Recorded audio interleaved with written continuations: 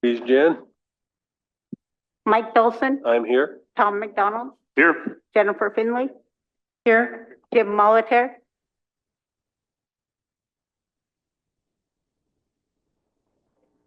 Carol Langford, Danielle Matt, here, Bing Matt, James Steele Jr., Una.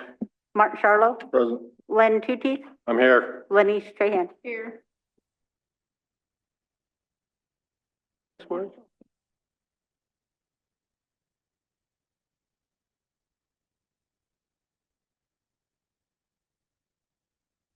Right. Say first words of gratitude. Given us for our good health and the ability to be here and to do this work.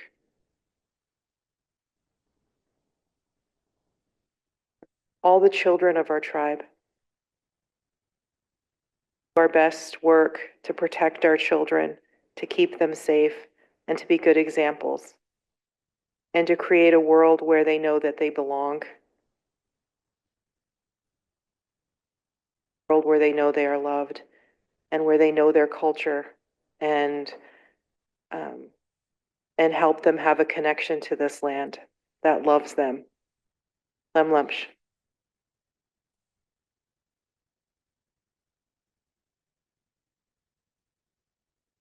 We have minutes from March 11th.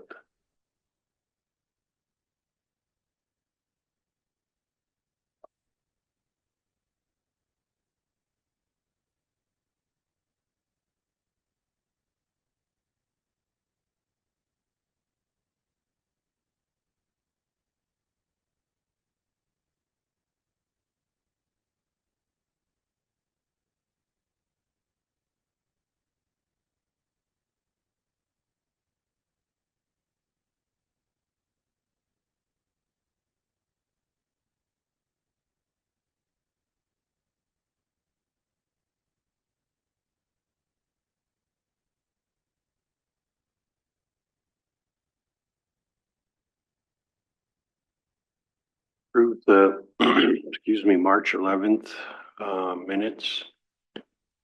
By Jane.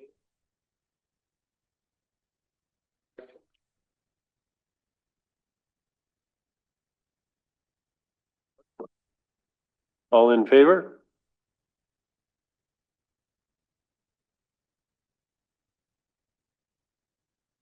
Jennifer and Tom.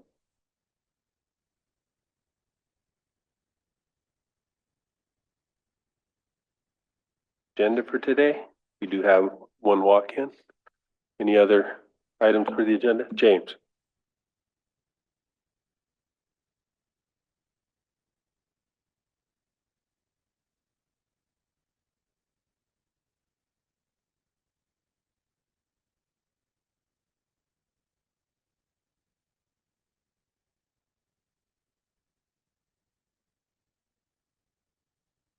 Agenda.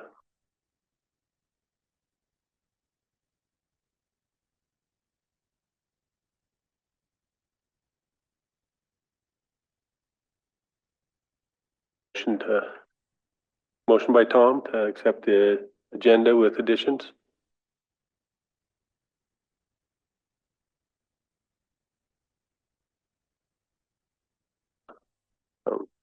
We'll go to our first walk-in. Come on up, Dan. Morning. Welcome.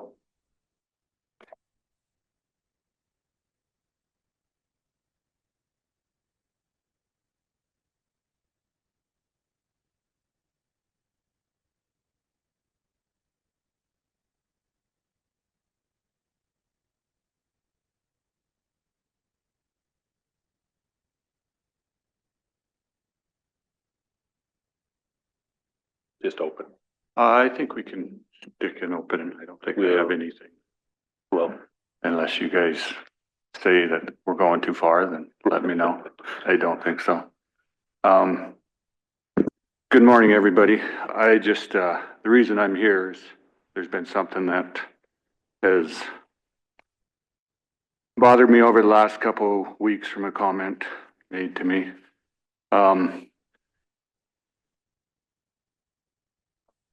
you know, we've been in and out of council for many years now. I think almost 10 years. It's a forestry stuff. So I guess did you get that put up there? Can they see it? Huh?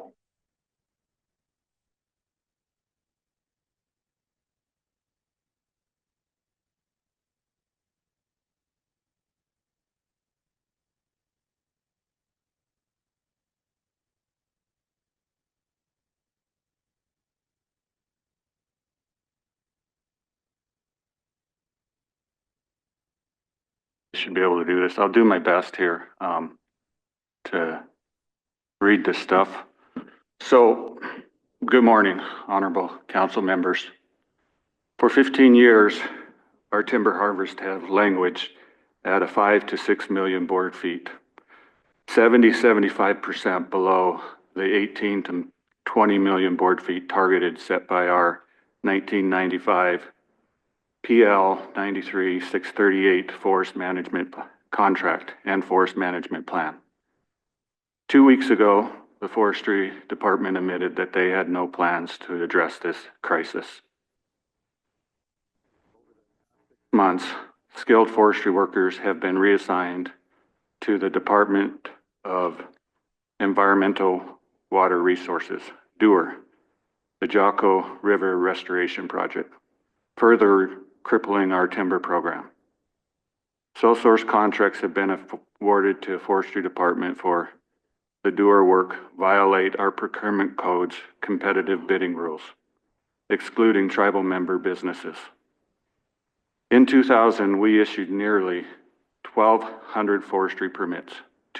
Today, we have fewer than 100, forcing tribal loggers to sell off their equipment due to the lack of work. Their failures contradict Resolution 21-086 and 21-094, which commit us to fostering business ownership and providing earning opportunities for all members. The timber shortfall, workforce division, and unfair contracts are costing us jobs, revenue, and forest health. Act immediately. Demand a corrective plan. Restore our workforce. Enforce fair contracting. Reduce stumpage fees to help loggers reinvest. And use the resolution's reporting mandates to ensure accountability.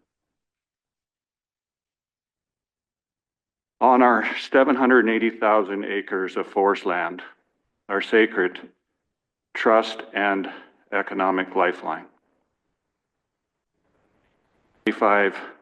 95-93-638 compact transfers forest management from the Bureau of Indian Affairs to CSKT, setting a sustainable harvest goal of 18 to 20 million board feet annually. A target we once surpassed at 55 to 60 million board feet. Years we've averaged just 5 to 6 million board feet with no recovery strategy. Forestry Department 2 weeks ago, he offered no solutions. Forestry workers have been redirected to Jocko River Restoration Project. And sole source contracts bypass our procurement code, sidelining tribal entrepreneurs. In 2000, nearly 1,200 permits fueled a thriving timber industry. Today, fewer than 100 remain, and tribal loggers have sold off their equipment due to the lack of work. This violates Resolution 21-086, promoting entrepreneurship, and the resolution number 21-094, ensuring jobs for all tribal members. The council must act now to reverse this decline. Problem statement here. Timber harvest shortfalls undermining our compact and resolution. Obligation. The 1995 compact requires 18 to 20 million board feet annually. We're stuck at 5 to 6 million, a 12 to 15 million board foot gap. 15 years with no plan, Forestry Department is breaching our compact and thwarting Resolution 21094's commitment to job creation. Workforce direction and unfair contracts, defying resolutions number 21086 and 21094. For 6 months, forestry workers have been reassigned to the Dewar-led Jocko River project, starving timber operations of labor. Unfair practices, sole source contracts for this work violate our procurement codes 25,000 competitive bid threshold, excluding tribal businesses and contradicting resolution number 21086. Mandate for business owner and resolution 21094. Goal of job opportunities. A direct conflict with resolutions. Impact. Timber revenue has dropped from 16 million annually to 2 to 3 million today. In 2000, nearly 1,200 permits supported tribal loggers. Now fewer than 100 remain, forcing business owners to sell off their equipment due to no work. Defying resolutions. And focus on entrepreneurship. Mismanagement.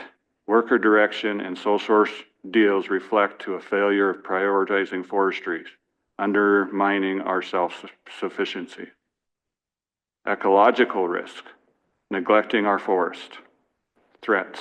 Overstocked forest face rising wildlife and pest risks, as noted in our 2013 climate change strategic plan.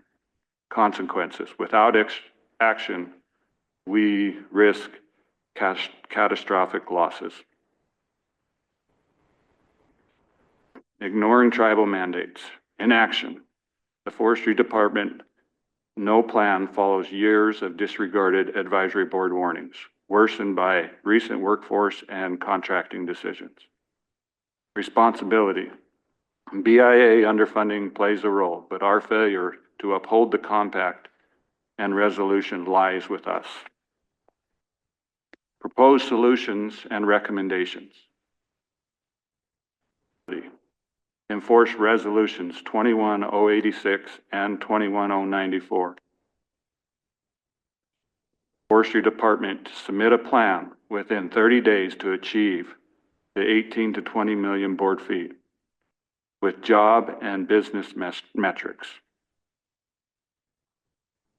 It violates our compact and resolutions. Restore workforce and fairness. Honor resolutions.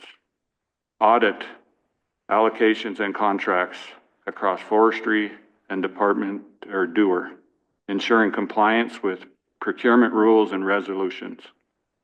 Why? Returning workers and ending sole source contracts aligns with resolution 21094 and resolution 21086. Diversion. Focus on job creating priorities. Review and stop projects draining forest labor, starting with Jocko River. Why? Every reassignment worker reduces jobs, conflicting with resolution 21094. And businesses. Reduce stumpage fees. Salish Kootenai College and train 25 to 30 forestry workers annually. Provide grants for timber businesses and reduce stumpage fees to help loggers reinvest into equipment lost due to permit declines. Why? Training and grant fulfills resolutions 21094 job mandate while lowering stumpage fees, boost harvest, and support resolution 086 by enabling entrepreneurs to rebuild capacity. Use resolution number 094 reporting action. Establish a council committee to monitor compliance with resolution 21086 and 21094, requiring monthly reports. 21094 mandates, updates. Use this to enforce accountability. Link harvest to economic recovery. Action. Revise the forest management plan to tie harvest to jobs, business growth, and resilience, targeting 18 to 20 million board feet by 2028. Why? A clear strategy is critical. Protect our sovereignty. Consider legal recourse under PL 93-638 and tribal codes if leadership fails. Resolutions demand enforcement. Our forest embodies our past and our future, yet we're failing them and ourselves. Under the 1995 Compact, Resolutions 21086 and 21094, timber permits have crashed from nearly 1,200 in 2000 to fewer than 100 today, forcing loggers to sell off equipment and abandon businesses. And sole source contracts compound with the crisis, stripping away jobs and opportunities promised by our resolutions. Act now, demand a plan, restore our workforce, ensure a fair contracting, and reduce stumpage fees to revive logging capacity. Use the resolution's reporting tools to hold leadership accountable. If they won't act, I'll support an escalation to the BIA, but CSKT action is urgent today. To determine whether, and that's the end, something else prepared.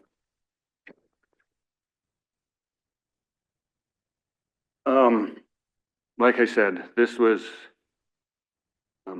brought up, and I want to make clear that I'm not sitting here, I'm just sitting here as a tribal member.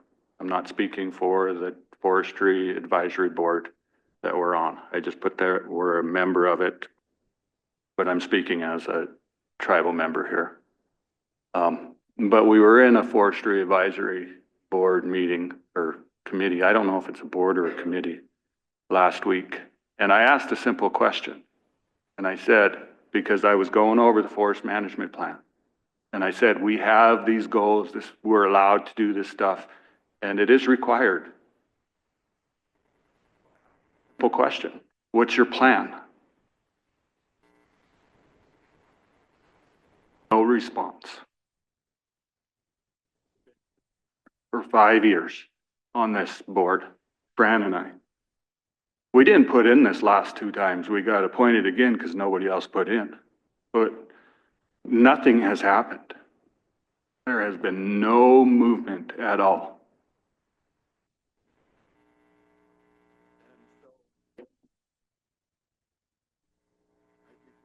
Something. I think it's time to do something.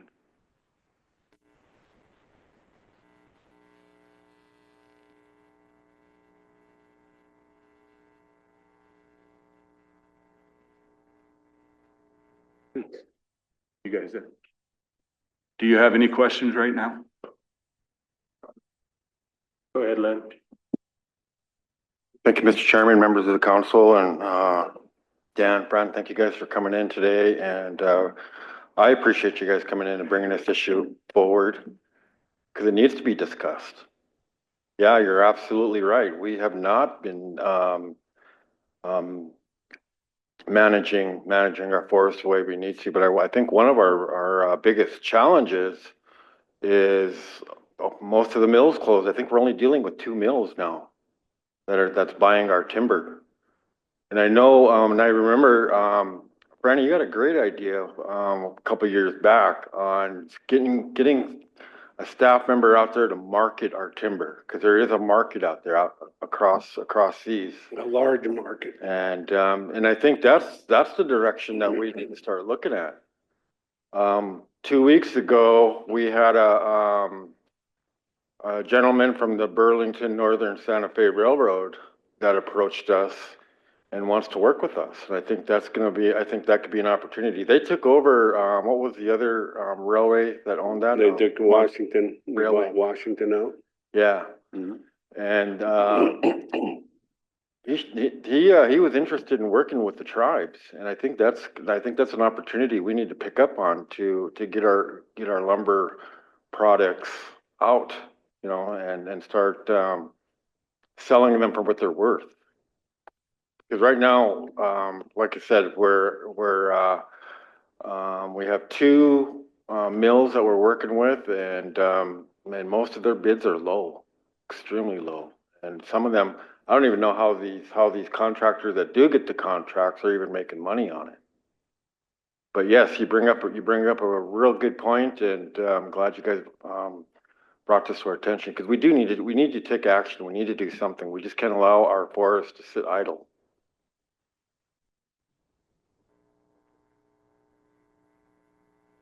Fred? Dan, thank you for putting that together. And can we have a copy of that? Is that for us? Yeah, I think Okay. Okay, cool. Thank you, Fran, for coming in too. Thank you guys for serving on the advisory board. Len brought up the first thing that came to my mind. And then of course, the second thing that I've been wanting to ask forestry is, because I, was one of the, I guess, authors of our current management plan in the little discipline that I had control over. But the amount of fire activity we've already had on our reservation, most of it has been borne by our commercial forest lands. So the amount available to cut has changed dramatically because of those large fires. And, pretty much we've taken a little bit of salvage opportunity off of those burns. But that kind of changes for me what our, sustainable harvest is through time, because we just put in massive, large clear cuts in these burn areas. So I kind of wonder whether or not that 18, I remember it was 15 to 25 was like the broad range of the allowable cut we could sustain. It's just a byproduct of the forest.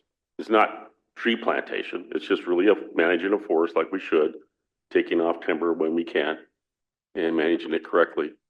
And yeah, it has been way down. It has never been that way for quite some time. And I know if it's a perfect storm of the mills closing, that kind of thing, redirection of some of the interest of the forestry program, just a lot of different things happening. More of a emphasis on fire and actual fire suppression versus actual preventative stuff. It's like we're reacting instead of getting proactive. So it's kind of a paradigm shift. I see all that happening. But what I do see right now is an opportunity for us to think ahead, because if you look at the price, Bing and I were talking about this morning, you look at the price of steel today and building, because that's what everybody was shifting to. I had a cousin who was an architect. He goes, we don't even look at wood anymore. It's all other building materials. We use steel and concrete and all this kind of stuff, and we don't use that much wood in our building the big buildings and stuff. And it's just it's a whole shift. But when I look at what's going on right now with the price of steel and aluminum, and that with the embargoes and all that kind of stuff going on, tariffs, and there is a golden opportunity for mills to revamp themselves, to have something different. And when Len talks about the rail, that gives us an opportunity. If we can move our product farther down the rail, get on a rail system, that opens up new markets for us. It makes it profitable for both the tribes and the individual loggers. So I think there's a good opportunity that we've been putting pressure on the college my whole tenure here, try to get them to do more vocational stuff, to do more things that we can do to build up the workforce, build up the small business opportunity, train people to be those vendors. Along with that, with Dewar and the rebuild of the irrigation project, that there's just this tremendous opportunity. And would you please get on board and help us? And it's yet to see happen. And so we've been slowly kind of replacing board members. But, I don't know. I just really hope that they can get on board. We also have asked SKMM to help with our workforce development through their contracts that they have to be able to do the same thing on the job training, 477 type funding where we can actually train and build private enterprise with our membership. The one thing I will defend Dewar for, at least back in the day, not Dewar, but fisheries, when we were first rebuilding streams, there was nobody that could do it. And so we were relying on complete outside, no one else had even bid on it, expertise of non-members and non-member businesses, primarily located off the reservation. We got to be able to do something different. And that's when we approached forestry. It said, your forest development program, you have some downtime. Let's try to bundle more things together. You got a tribal member crew, tribal equipment that meets our 100% goal of providing jobs. For me, it's if you're working for forestry or you're working for a private contractor and you're a tribal member, they're both wins that's run through this system. So we were able to use tribal forestry as a contractor to make sure we were fulfilling the needs of putting 100% tribal members to work, because there was no non-members working for tribal forestry, and they had heavy equipment. And so it was a win-win for us when we first started doing that. And I'll still defend that because I think that's a good way to go also.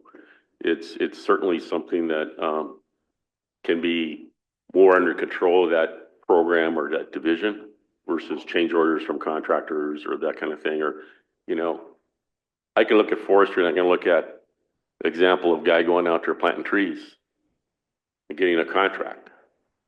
90% of his crew is non-members planting those trees or doing something like that. And so that's, versus forestry doing that on their own, hiring a tree planting crew, where maybe they're all, it's 100%, maybe there's some descendants, but it's mostly tribal members. So I think, if the program can do that and hire versus contracting, I will still support that. I'm going to be honest with you, because at least I know for sure we have total control, or try to have more control over the private business does, because I want to make sure we put as many people to work that are tribal members. But there could be opportunity to, change that paradigm. I don't know, what Franny usually just hires his family, or, you do too, your relatives. And so, your companies are what I call local and good, but other people don't operate that way. I hate to say that in some of the contracting business. It's really a front.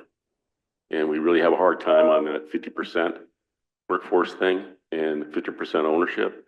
And we need to do a better job with that. So I'll strive to do that, but I really like your product. I really like what you put together. I agree with you that there should be more we can do, and I'll certainly raise it as an issue. Thank you.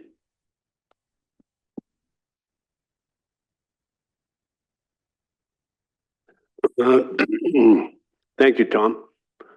I guess I totally disagree with a lot of stuff you're saying. Back when you were involved, that made sense. What has happened factually to me, and I have brought it up to several of you councilmen, when forestry was behind over 2,000 acres of piling, the council that was here and I asked forestry, could we bid on that privately? With excavators that have been loggers most of their lives, they could pile brush with them excavators just as well as dig dirt. I was told no. The reason was forestry said when we have downtime in the winter, that's when we have our guys pile brush. You guys approved 2 new cat excavators about 2 years ago for forestry to pile brush. That was a good argument. I accepted that response. You're keeping your tribal member employees working. And then I drive by Ravalli the other day and I see them excavators that you guys approved for them to pile brush down digging. something me and other tribal members have the ability to do. So I asked one of the friends that actually pile brush for the tribe, what are you guys doing down there? Oh, we're doing some head work. I said, are you all caught up on your piling? Well, no. I don't know why they brought us off the mountain to come and dig dirt. So Tom, my response to you is, at some point, correct. But if forestry has a job to do and they have the equipment to do it and the people to do it, you would gain more tribal member workforce by putting it out for bid to dirt contractors, taking forestry out of their normal job and have them go dig dirt, something that some of them had never done before. And so that's, I guess, my statement to you, Tom, is it probably worked in your day and was a good idea, but I think each thing is different. And like I have talked to several of you, I wish council would appoint or whatever a lay person. Here, Franny or Dan or Joe Blow, look this over. We just got millions of dollars from the feds, which you all know has strings attached to it. Can you tell us how we can help tribal members with this large sum of money grant that we just got? Now, the people that administer them grants, they have good intentions. Do they really know what it takes to fulfill that? No. So you give it to your department heads. Their number one goal, in my opinion, should be, we just got millions of dollars of grant. How can I break this down to help tribal members? This leads me to the highway project down by my house that you guys been driving through. Did you see any tribal logos on any of that equipment that was sitting along the highway? Did you see anybody that looked like an Indian? I've asked tribal preference for a list. That was federal dollars that you guys got and decided to go into a MOU with the state, MDT. MDT do?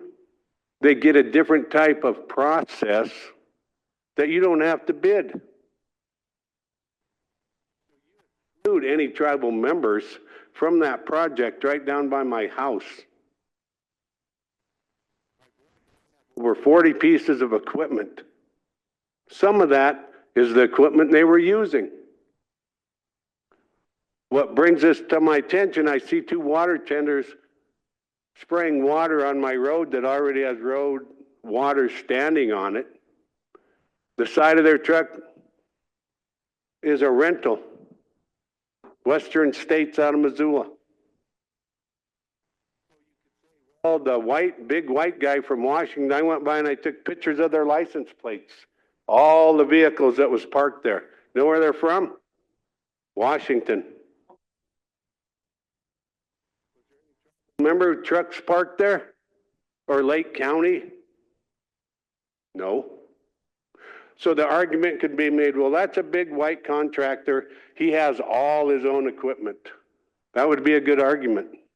But when that white contractor is renting excavators, dozers, skid steers, water tenders,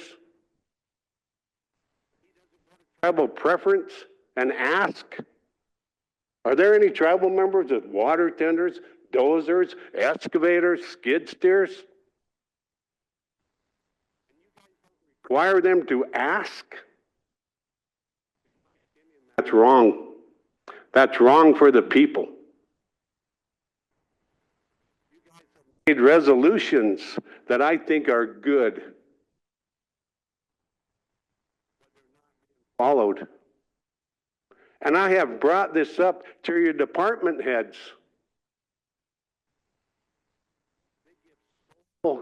contracts, non-competitive bids. Contractors,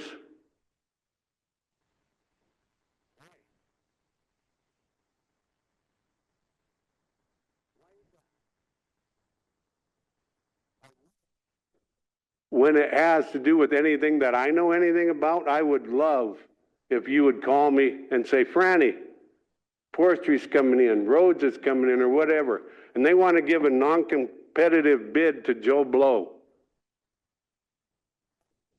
Call me, and I'll ask questions. I wouldn't be aggressive. I would ask simple questions, black and white, and mean what you say.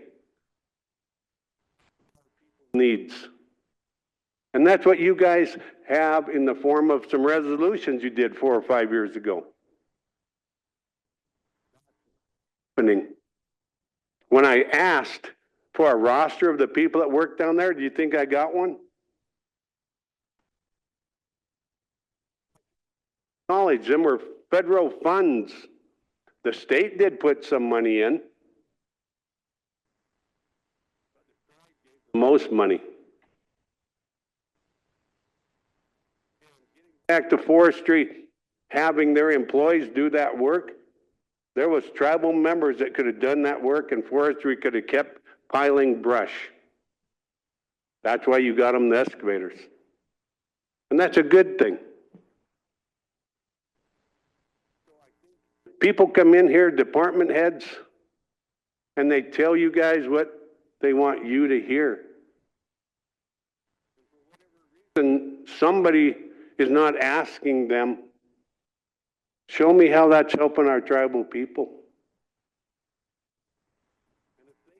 Answer that, I would send their little paperwork back and say, come back, I'm not signing it, Mike, until you can show me how that's helping our people.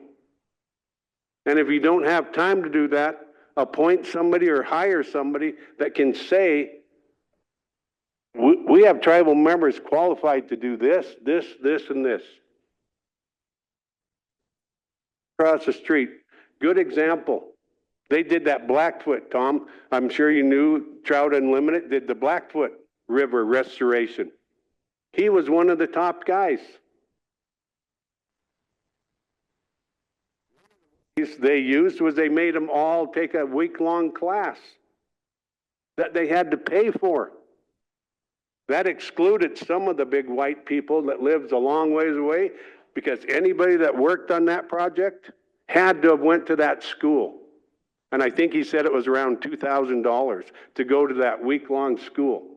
But if you didn't go to that school and have that little certificate, you couldn't be a ditch digger, you couldn't be an engineer, you couldn't be a truck driver. So what does that do?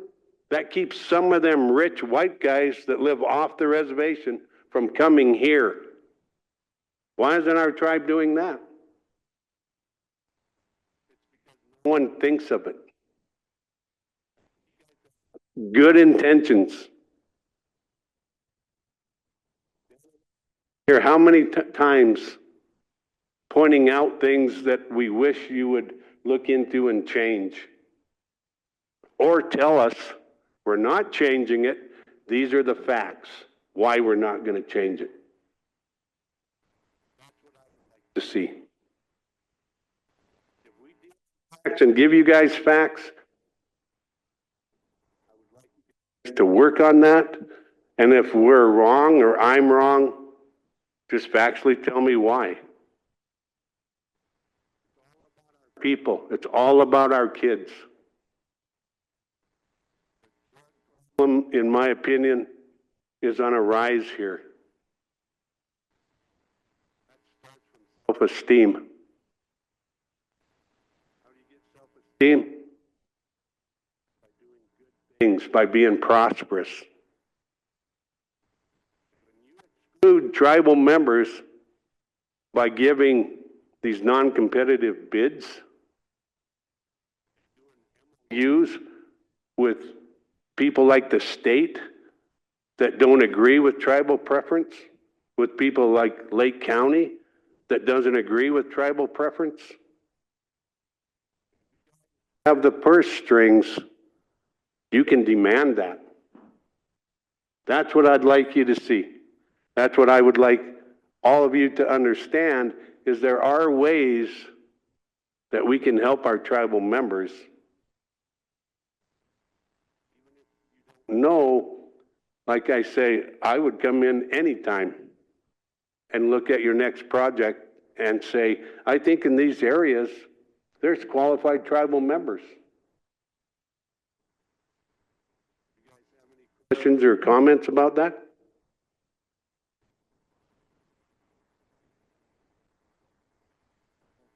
Yeah, I think Franny, you bring up a good point, and I think this council needs to get weekly updates on all the projects of making sure that they're in compliance with our Indian preference ordinance. Yeah, I didn't think about that, and now that you mentioned it, the couple times that I did drive through that project, I see no tribal members. And maybe they were working, I don't know, but I didn't see any. So I'm glad you brought that to our attention, and something we got to be more cognizant of. And I appreciate it, Leonard, and that's why I asked, for a roster. Actually, that's why I said no one looked like a tribal member.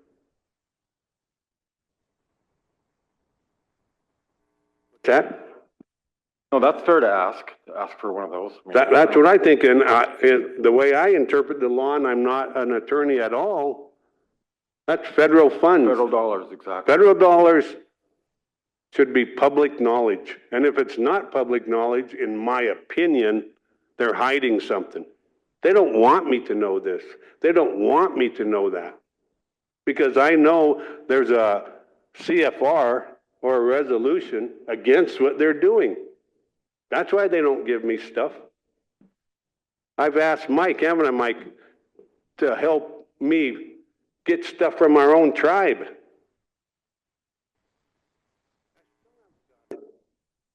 They won't tell me the bids. They won't tell me who bid.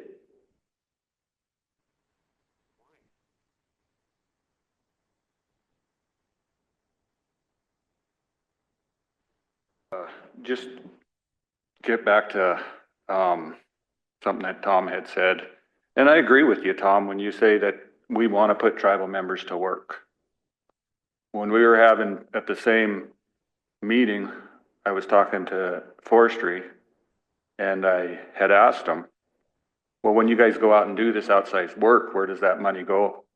They said, well, it goes back to the general fund. All the money that they make goes back to the general fund. And I guess I would be all right with them if they would if you were using that workforce and that money went back to forestry to reinvest into our forest house.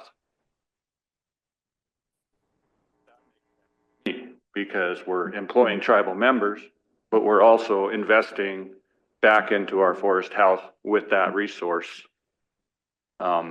Because they always say we're underfunded. We don't have the money. We can't do this. We can't get somebody here. And that's why I asked them the question. I said, well, you guys do this work and you get paid for it. Where does it go?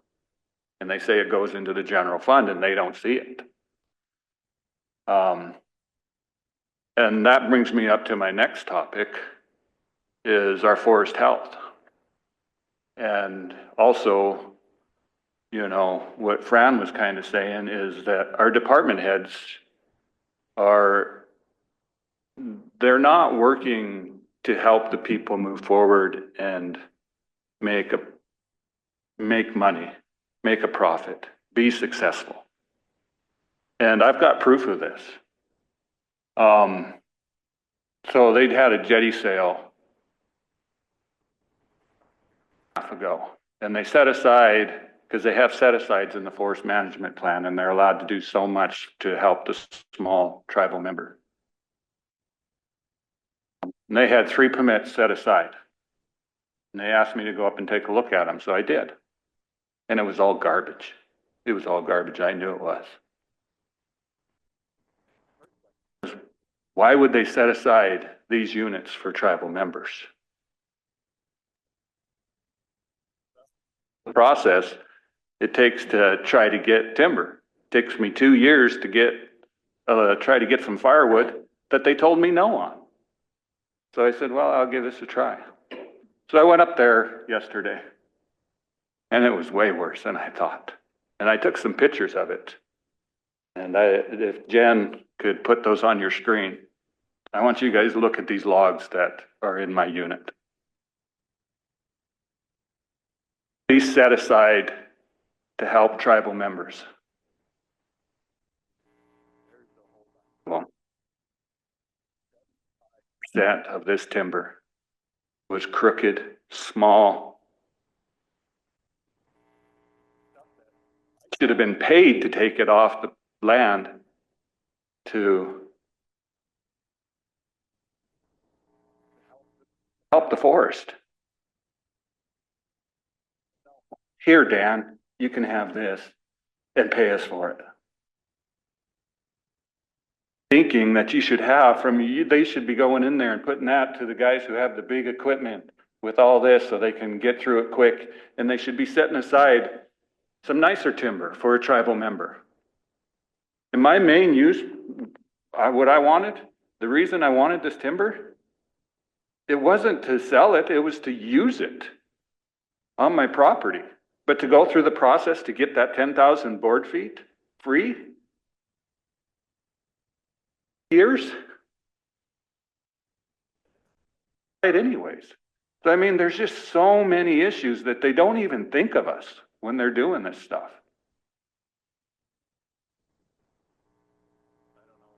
And I had quite a few pictures.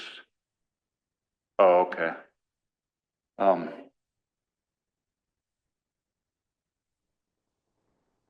not here to blame anybody. I'm here to move us forward, to give a different thought process, and help our tribal members succeed. Because I know what it takes to start from nothing. You have to be able to make a profit. And what that gives you is good self-esteem. And over and over, and you keep moving forward. Think about this, everybody knows, and you guys know, large logger, very successful. His family's been really successful. And that's awesome. Generations. I'm the first generation. It takes several generations for us to even become successful, that successful. More. And I'm getting, I'm almost 50 years old. I want this for the younger generation to get in there and be able to start something like I had the opportunity to. Blocks. And it's like, oh, you've gotten so far, now we can't let you go any further. And that needs to be fixed.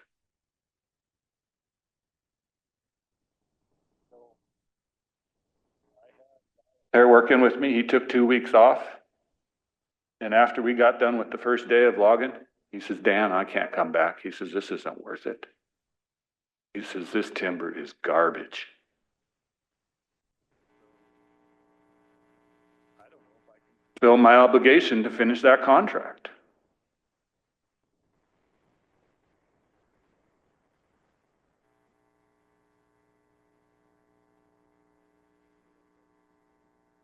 Just so you guys, I'm sure you probably are aware, kind of what Dan is saying is that smaller diameter timber, that every time, and I repeat, every time forestry sets aside permits for the small logger, this is what we get.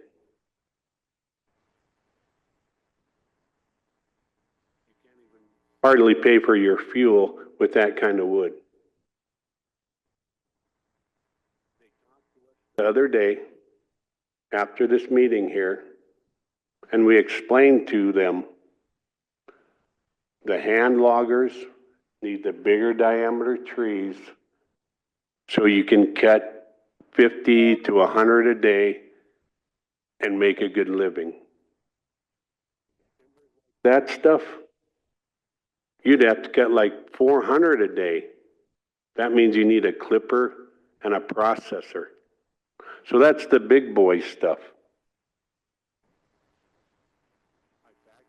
Oh, there's a sale going on right now on our reservation where the biggest boy around is cutting seed trees.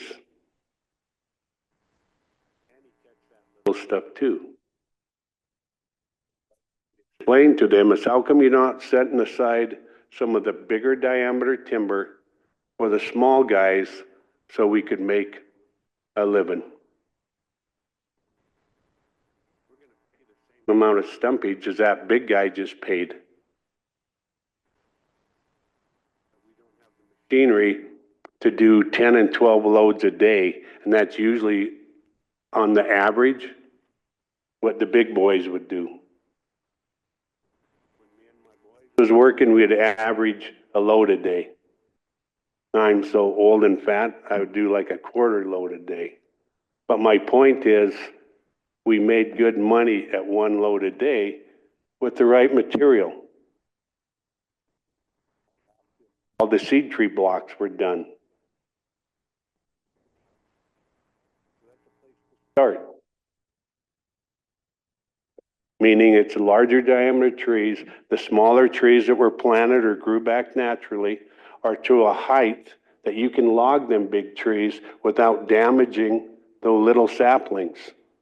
So them big trees need to come out. Lynn had a perfect, the rail, just like Tom. I've approached council several times about the Dixon Post and Pole Yard. Opportunity. To me, when the tribe owns all the timber, there are basically very few mills. Robert and Rusty Hunt, they're willing to sell their mill and stay employed until they teach tribal members how to run it.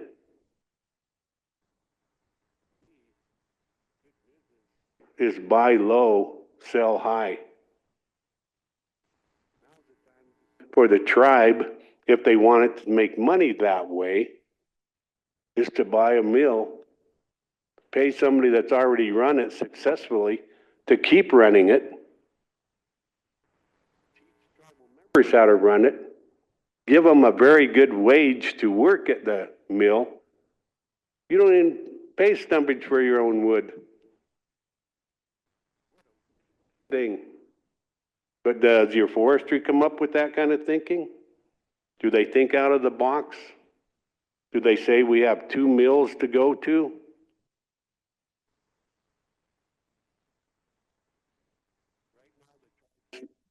Still has merchantable timber that's worth over $1,000 for one tree. If you don't believe me, let me log it.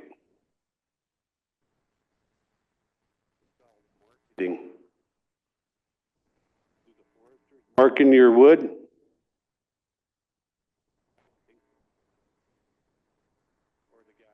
Would say, hey, I talked to Joe Blow Forester, and he offered us this wood.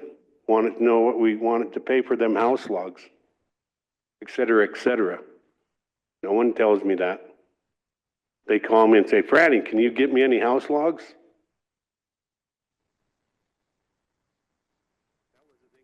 We used to be able to do is get a small sale for maybe 100 house logs. Forestry went and marked it. I paid higher stumpage, but I got a higher return on the logs. If you think out of the box and get somebody on board, would.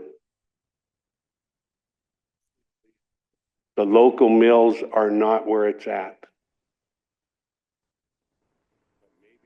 We had their own mill, produce our own lumber, produce right across the street the carpenters to build the houses.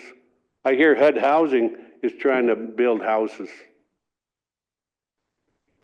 our own tribe, furnish the wood, furnish the guys that built the house to the tribal member because we own the wood.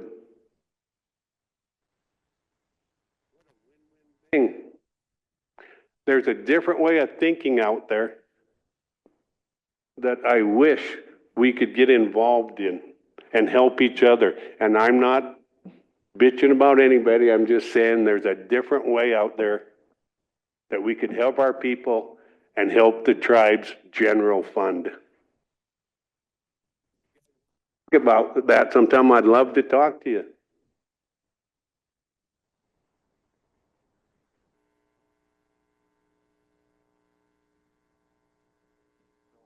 I think we've taken up a lot of you guys' time, and I appreciate it.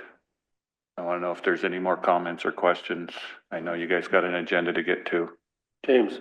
Yeah, thank you, Mr. Chair. Thanks, gentlemen, for coming in. My voice is a little bit hoarse from fighting influenza A, but I appreciate all your comments, appreciate your thoughts. You know, I think in a lot of ways, we are a very progressive tribe in a lot of thinking, and then other ways we're not. You know, if we match us up with any of the tribes in Montana, we're the most progressive and prosperous, but sometimes, you know, the way our tribes learned our bureaucracy was right from the federal government.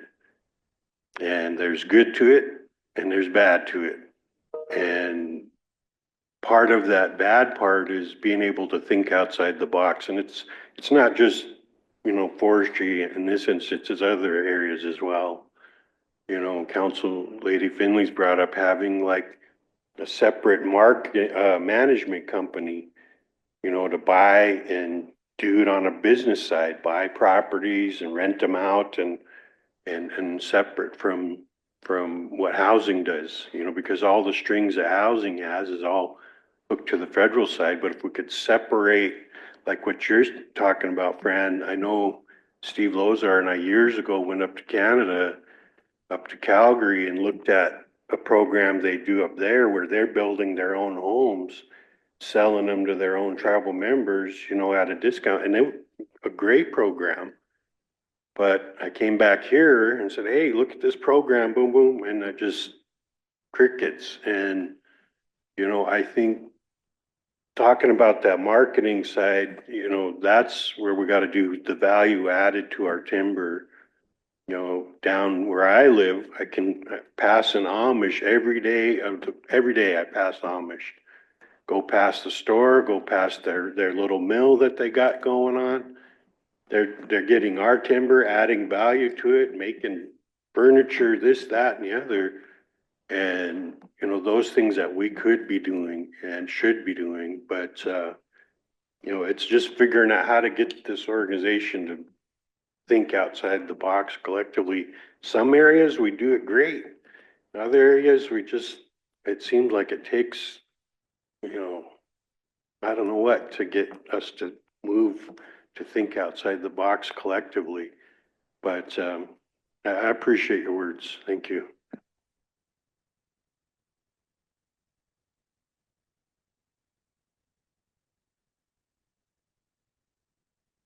Franny, you know where I've been in those meetings with you.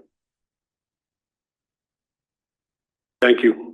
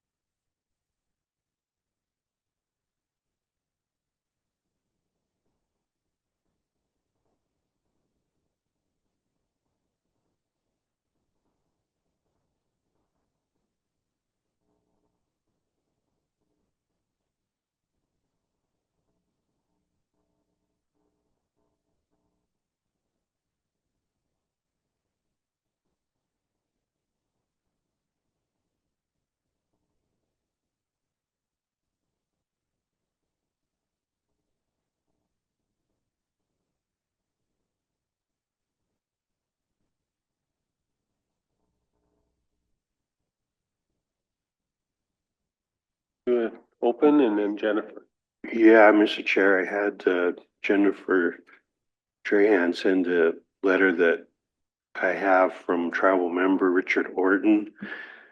He has a person that he's a descendant, and he has a background, a criminal background in drug convictions and such. But Richard's at the end. He's at the end of his life, and he is a cranky individual, to put it nicely. And I've known Richard a long time. Many of us have, but he's only working with just this one person. And so for Stan to be able to work with this person, we have to waive the policy to allow this particular person to work with Richard. It's kind of messing up. Sorry, there you Okay, go. I was like, no, there's nothing secret about it.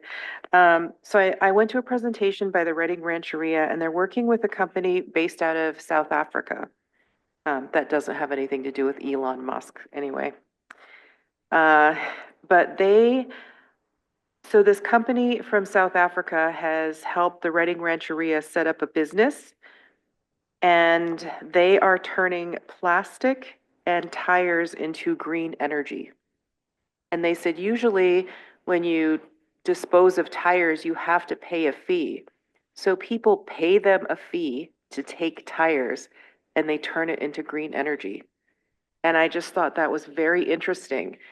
And I just wanted to mention that, you know, as grant money goes away or is diminished, thinking about ways that we can diversify our economic development.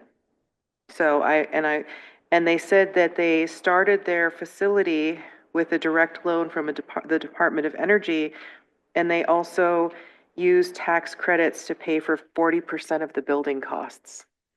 So I went to a couple presentations where they really focused on using tax credits to pay for buildings.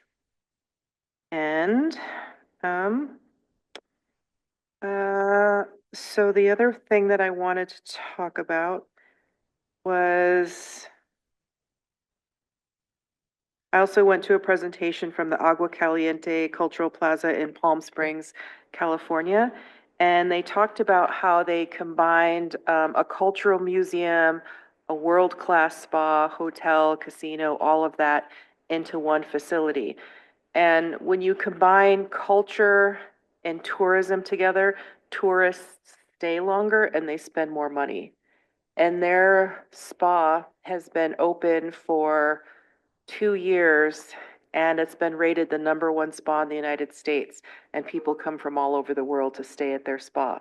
So these are natural hot springs like we have in Hot Springs, and they developed a world-class facility. And they said before they opened it up to the public, they opened it up to their tribal members first. And they have tribal members who go to these healing waters every day. And it's a way that they educate the world about their culture. And they said while they were digging the site to make this facility, they found artifacts from their tribe that were 8,000 years old. And they incorporated those artifacts into their museum. So people can go visit the museum, visit the spa, stay at this world-class hotel. I just thought that was another interesting economic development. And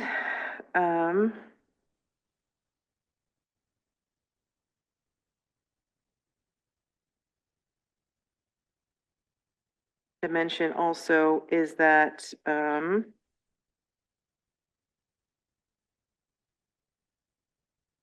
okay, so I also went to a presentation from the Department of Energy, and they were one of the few federal agencies that had a presence at the Reservation Economic Summit this year. And there was a representative from the Trump administration who reassured tribes that the grants that they have specifically earmarked for tribes will stay in place, and that the Trump administration is dedicated to making sure that these grant dollars get to Indian country. And while I was in the presentation, I was so excited about these grant opportunities, I forwarded them to our staff. And one grant would retrofit all of our tribal buildings with energy efficient light bulbs and heating and cooling systems. And, you know, I'm not saying that we're gonna get it, but I forwarded it to CSKT, I forwarded it to Lisa Shorts, and she said she would, and she looked it up and she said she plans on applying for that grant to pursue it. The other grant, the other multi-million-dollar grant available for tribes, if we get it, would provide up to $14,000 for every tribal member to upgrade to energy efficient appliances in their home. And I forwarded that to several of our staff, and they actually met yesterday to strategize on how to apply for that, how best to pursue those grant dollars. And then I also met a representative from a tribe in Canada whose tribe is going into the pharmaceutical business, and they are interested in selling meds to other tribes in the United States at a discounted cost. And I will forward that information to Tribal Health. And I met a couple tribes who have gone into property management. I have their contact information. So there are other tribes that are buying commercial businesses and renting them out all over the United States for profit. And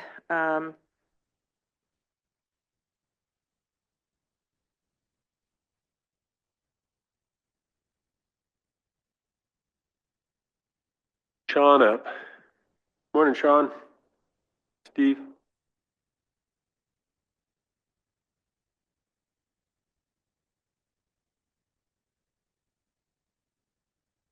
Chairman and council members.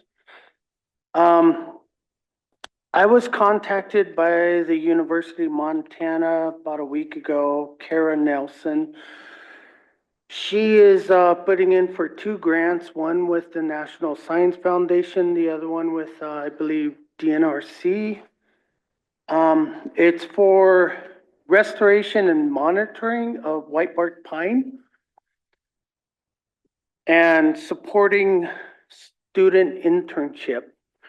There is no financial obligation for the tribes. It's just, she's just wanting our collaboration with that. And then at forestry, we would just support the interns, give them areas of interest, stuff like that. We do have at least one SKC graduate student that will be involved in this research. We're trying to reach out to get some more interns involved, depending on the funding, if it comes. I will say that white bark pine, when you're planting, it's very costly. For instance, your average conifer tree is $3 per tree, whereas with white bark, we're anywhere from $10 to $13 per tree. So one thing that particularly intrigues me is the monitoring.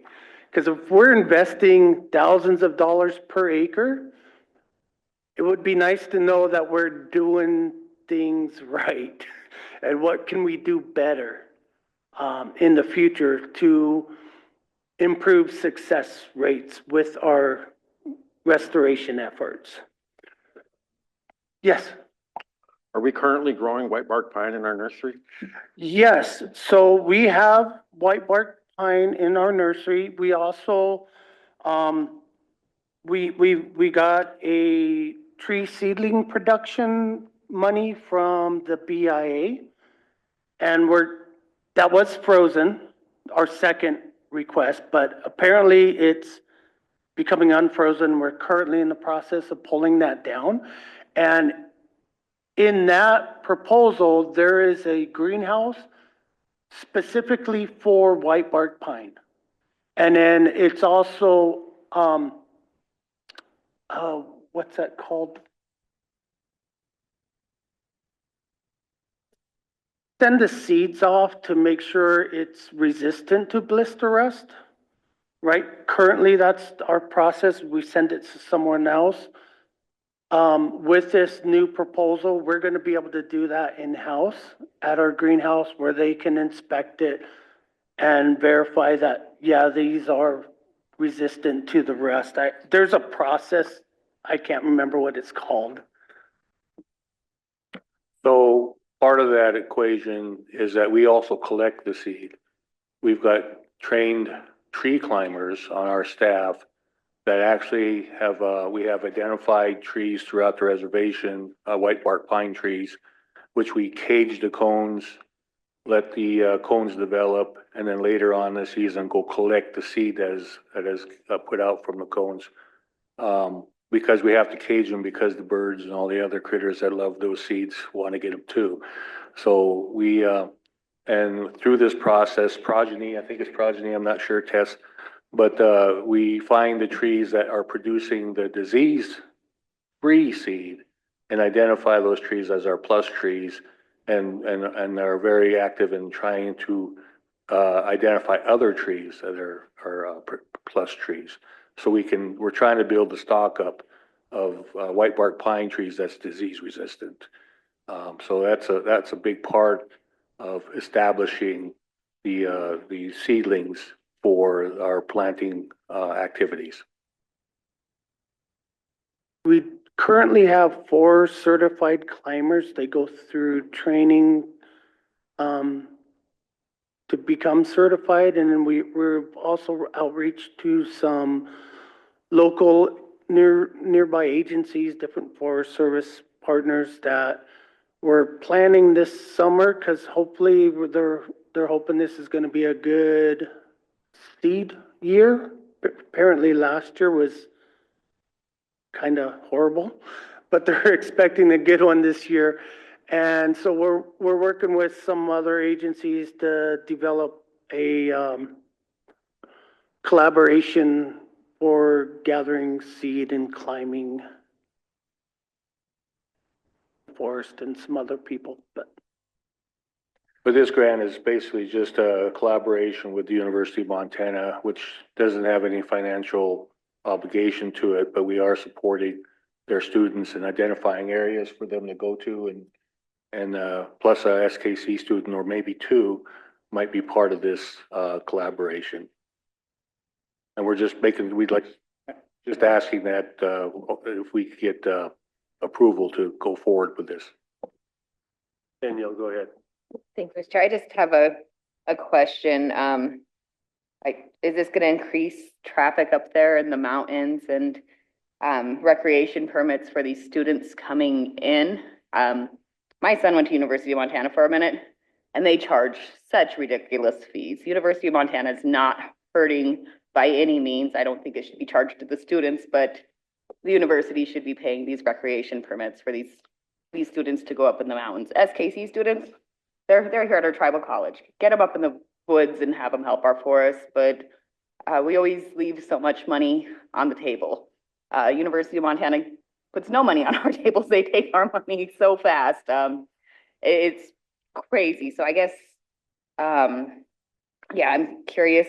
It looks like it's for 5 years, and I'm just hoping that even with some of our local people and some of the other people that come up there and they do work, they're not always respectful to our hills, and they drive fast, and the traffic's just bad up in the mountains. So I guess I would say have that conversation, and even with some of the forestry teams too, because some of those guys drive super fast up in the hills. But I would say I'd like them to pay for their recreation permits.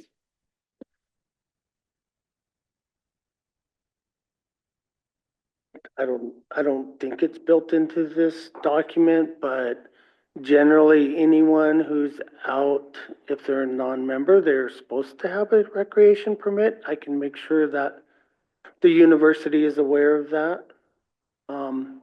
We're not talking about a ton of people, just a few students. The one from SKC is a tribal member. He used to work at forestry. Other than that, yeah, we can make sure that they have their permits. tours up there right now. We've got so many people up there and I love to go enjoy the mountains and it gets harder and harder every year to go up and enjoy and to go to those family places or we go harvest our medicines at.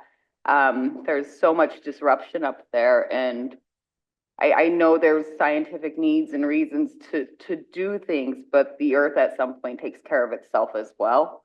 So the land's always taking care of itself and sometimes we get our hands in there a little too much and we hurt it just as much as we help it. So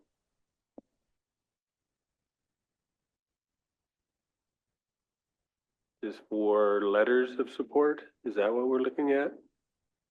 For these two grant? Yeah, just a brief support saying that CSKT is collaborate with the university. Solution would work. Thank you, Mr. Chair. Typically, we fill out a scientific collection permit for individuals or projects like this, and in that document requires that they have a rec permit, et cetera, identifies their vehicles, who the investigators are, or the researchers. And if they needed to have a rec permit because they were a non-member, that would be listed in the permit. So I assume that the individuals would go through that process, and this approval would be just for the submittal of the grants, that we're supportive of the grants. Yes. But I would make the motion to support the grants. The caveat that they continue on with the scientific collection permit process to get that approved.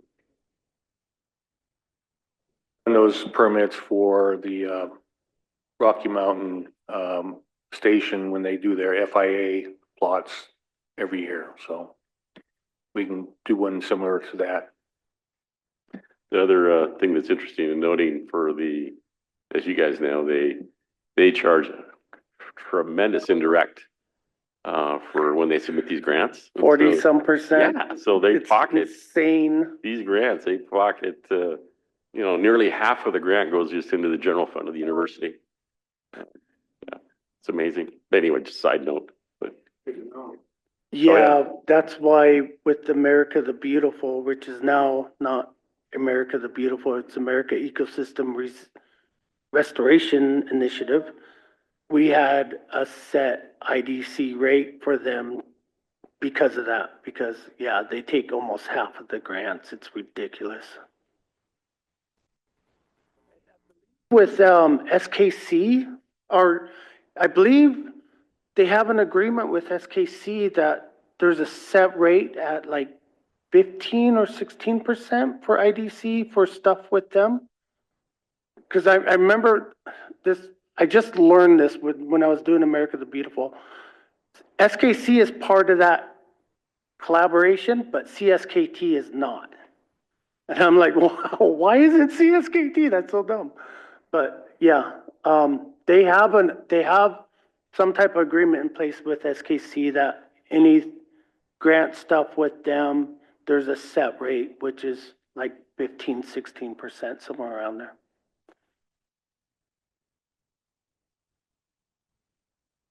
Support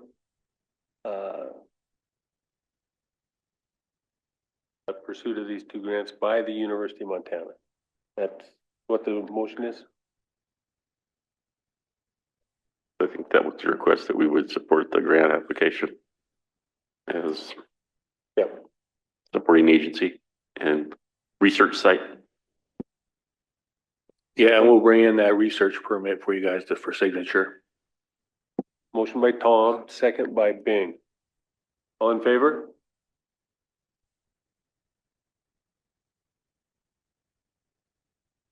You got a question? Yeah, can you guys bring this to contracts and grants so they can get the backup to this? And then they would have been able to help you with the letter and a resolution after the fact that you're asking for? Oh, Yeah, okay. this should have went through contracts and grants first, so they could have told you exactly what you needed for this. Oh, yeah, I didn't think of that. Yeah. This was kind of like, I just got a call Yeah. last week and, So if you bring it up there, they should be able to help you with the backup that needs to go with this. okay, And when you do come in, you provide the letter or the resolution, not you asking for it and then having these guys do it. Normally it comes with your packet information. okay. I could do that. James has a question. Yeah, just, Steve, you kind of came in on some of the presentation we had this morning. I just want to give you a chance to, say anything or rebut anything or what you may have heard. Thanks. Yeah, I did come in late on that discussion, but I caught some of that. It's a very familiar discussion that we've had quite a few times. I appreciate those two gentlemen coming in. They do keep us on our toes and they do raise some good points at times. A lot of stuff was thrown out there. I don't know if I can respond to all of it. Just a short period I was in here. But I know that we do have these discussions during our Forest Advisory Committee meetings, which Mike is part of and Bing is part of. So we do have these discussions within those meetings. It always seems to come down to how do we get the little loggers units that they like.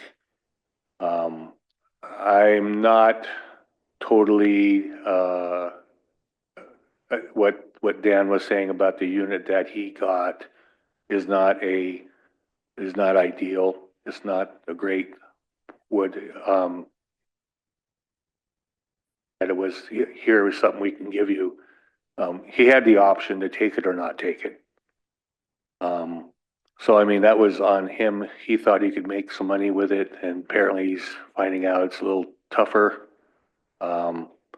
There's a lot, I keep trying to explain to them there's a lot of variables out there right now that are making it tough for loggers to make a go of it. And the marketing aspect, for the most part, is on the purchaser of the material from our timber sales. Once they buy our timber, they can market it any way they like. We don't tell them they can't, sort out the house logs from if they have it in their stuff. That's up to them. But to go out and just specifically cherry pick trees like that throughout the forest is very difficult, time consuming. And one of the things that really throws a wrench in things is that, cutting 10,000 board feet, issuing a permit for that is almost time exhaustive as a major timber sale. We're set up right now. So we have made the decision that our obligation priority is to produce timber revenue and jobs for the tribes and the tribal people with our bigger sales. So that's where our focus is at with our limited staff and how long things take to get through. So that's about where I want to leave it at.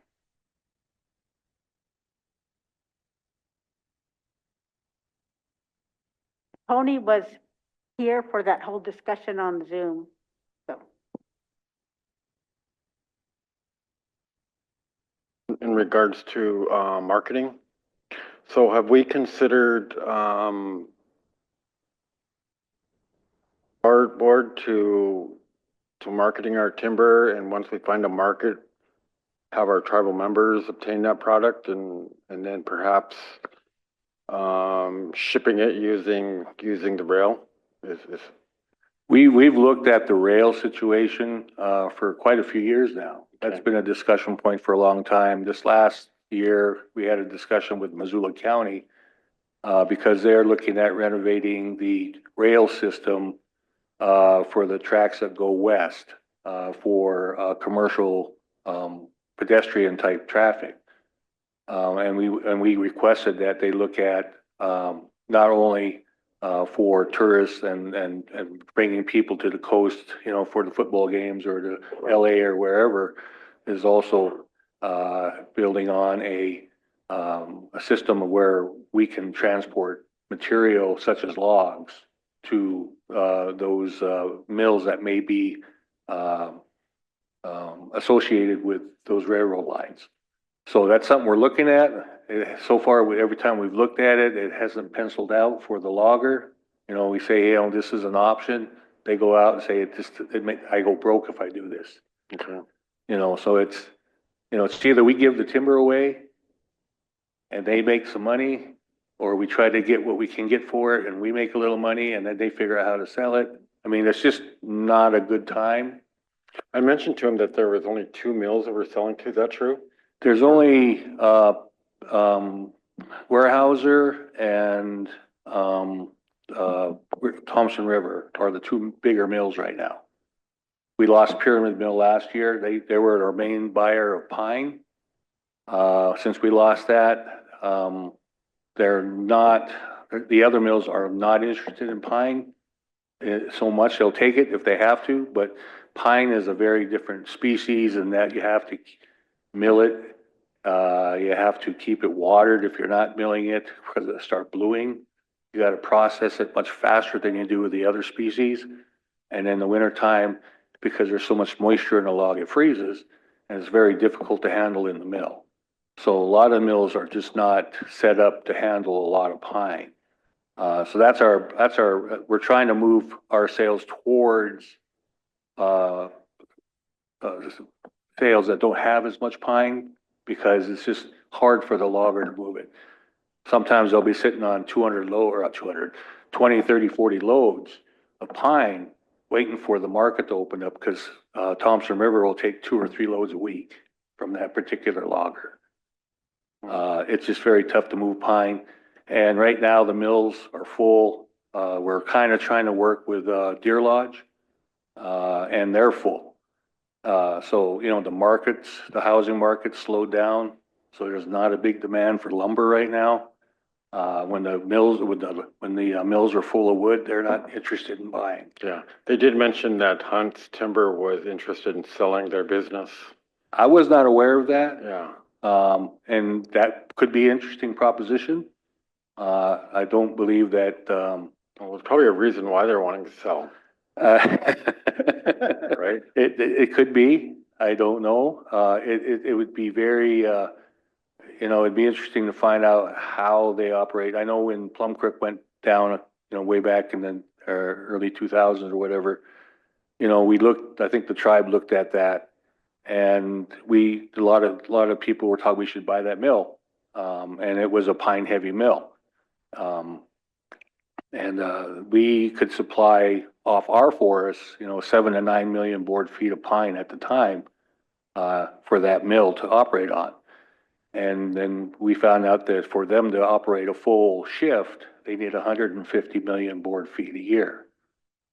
So we'd have to purchase 140 million board feet of pine from other forests to make it operate.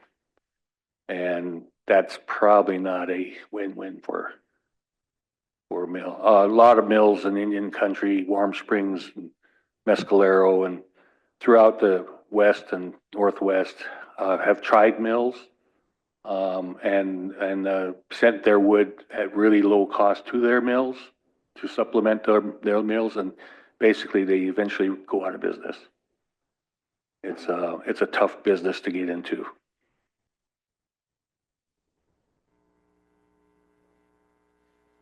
Thanks. Weird echo. Three things to go over. Yeah, the rail, we have looked into it quite a bit. The previous rail owner was Washington, right?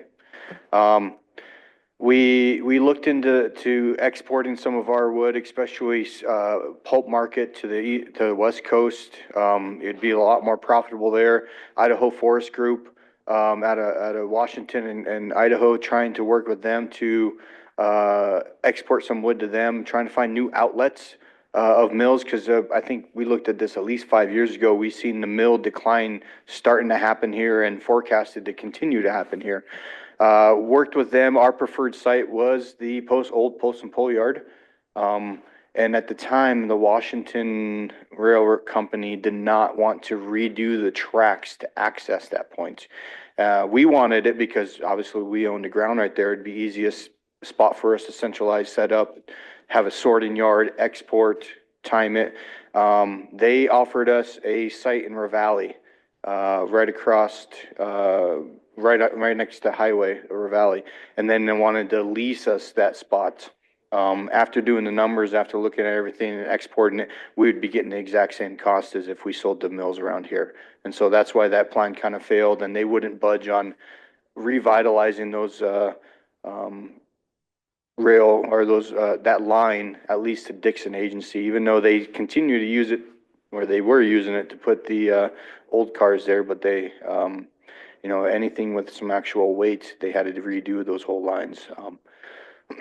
But one bright side of looking at the new chief forester, he is the ex-vice president of Idaho Forest Group, Tom Schultz.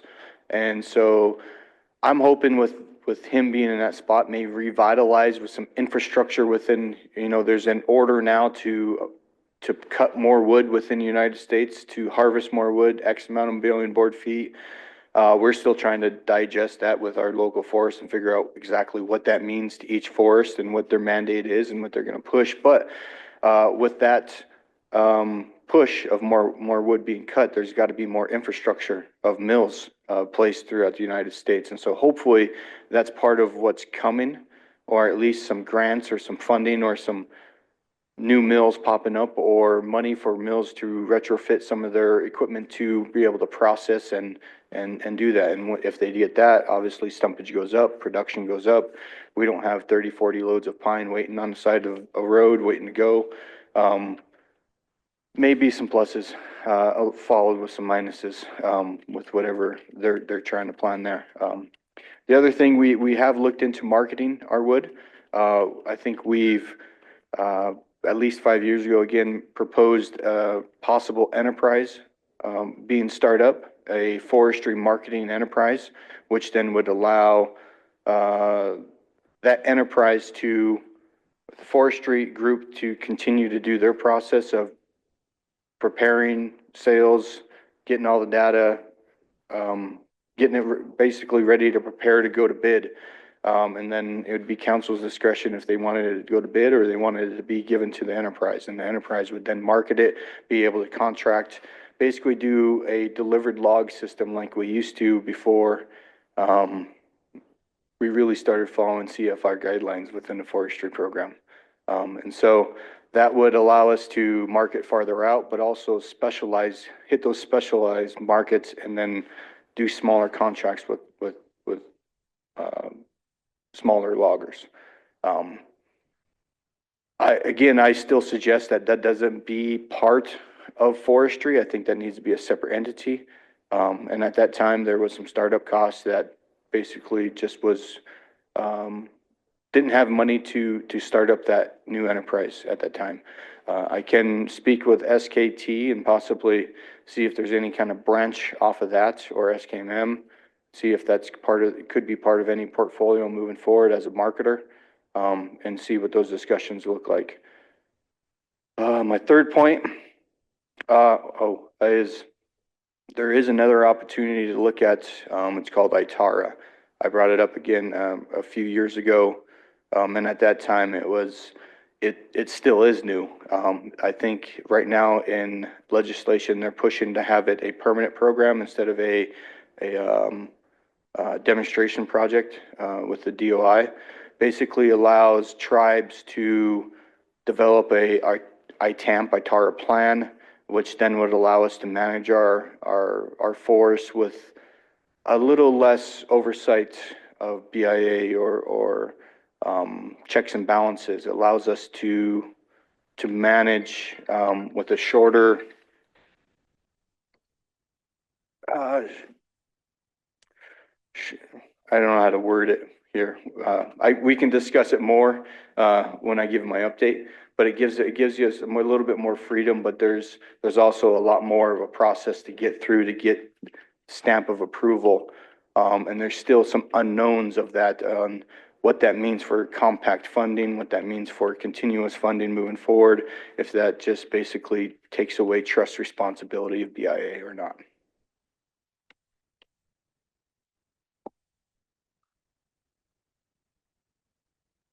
Steve?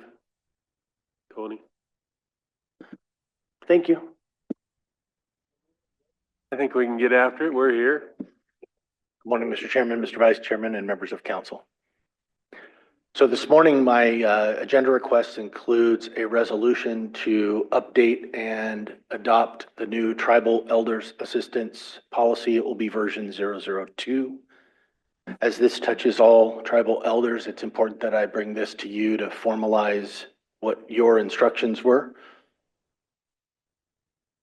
This is the resolution here, but I'd like to draw your attention to the policy and the updates and changes that were made. So the purpose of this policy, of course, is to benefit tribal member elderly, 65 or older. This is the description of the need, which has not changed since the prior policy.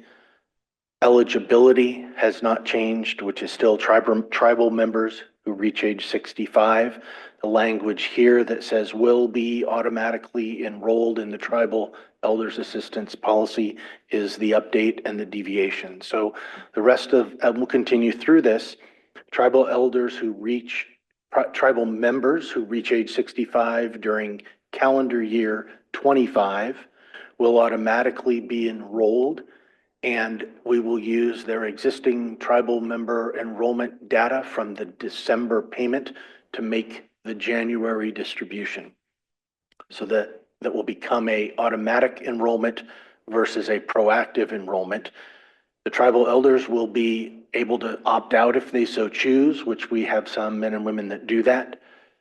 Tribal elders will also be responsible for reaching out to central accounting to change any addresses or bank deposit information. We will not be able to presume or assume that when a change is made on the enrollment side, that doesn't trickle over. So we'll continue to update that file as they report that changes have been made.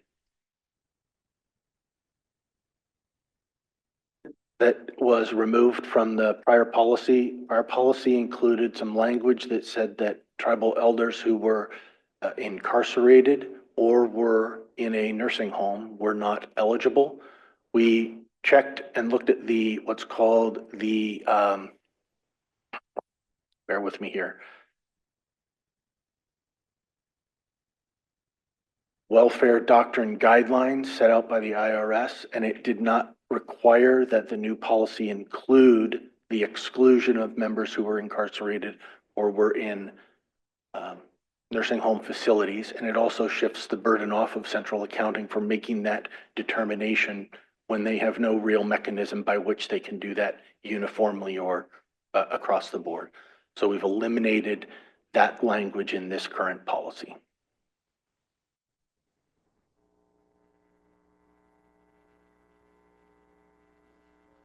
Neil, to move forward with the policy, second by Tom.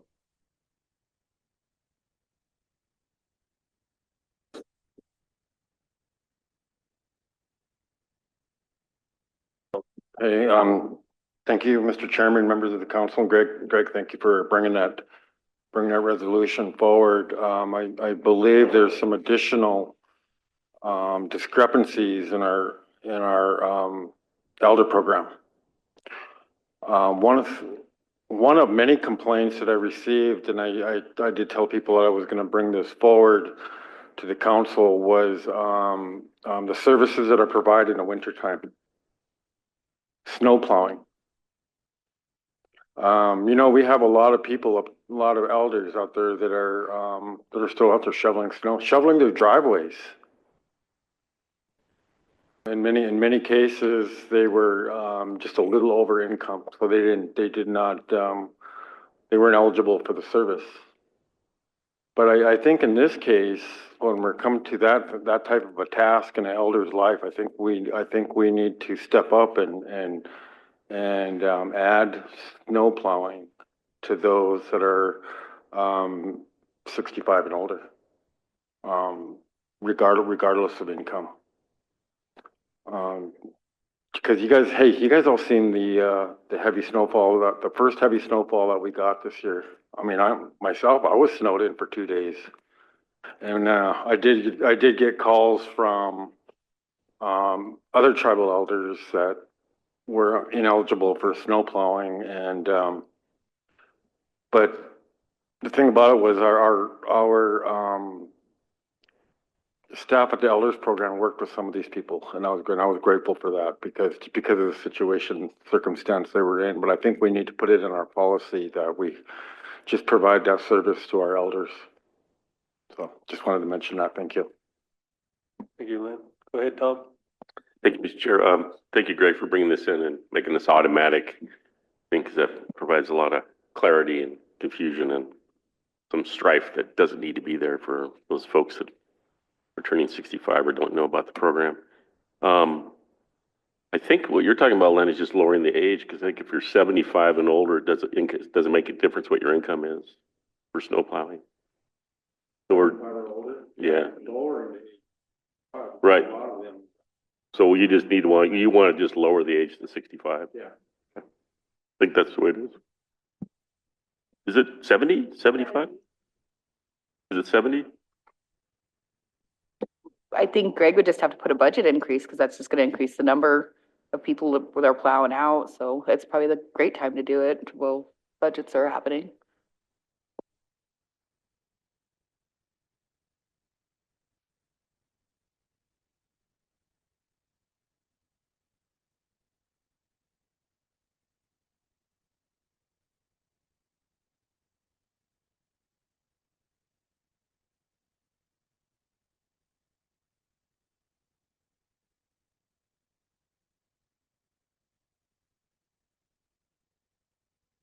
Joel, looking at the elders policy outright sometime soon.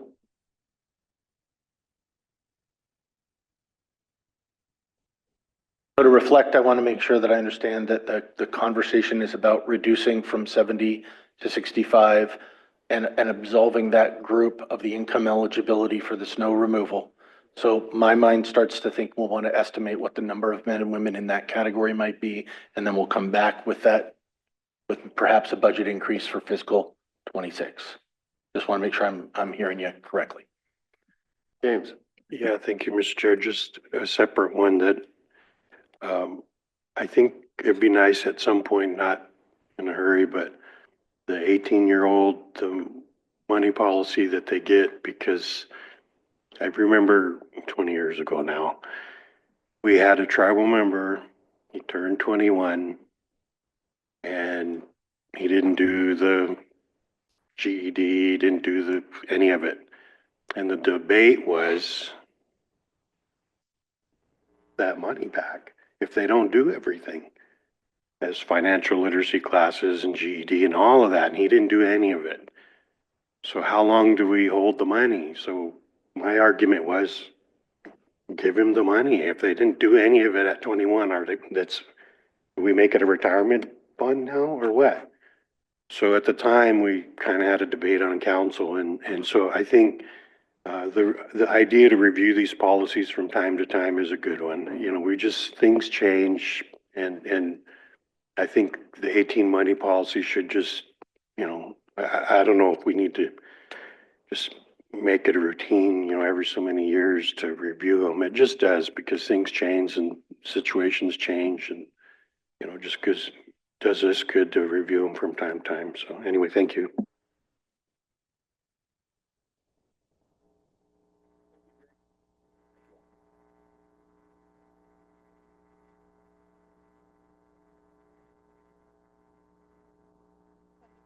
Executive.